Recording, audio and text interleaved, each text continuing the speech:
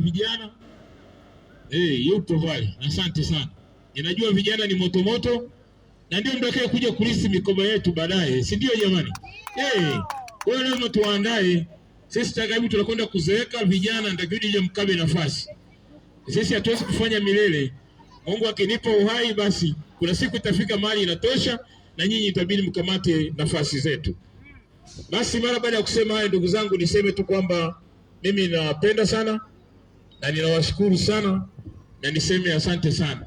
Leo najua kuna game leo, ndio maana mimi nipige kiaina ili tusiwakwaze watu.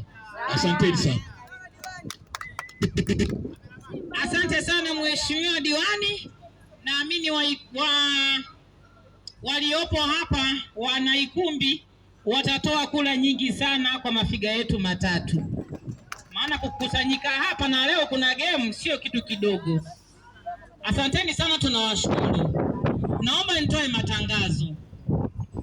Tangazo la kwanza ni kwamba kesho kampeni zinaendelea pale kijiji cha Idiga.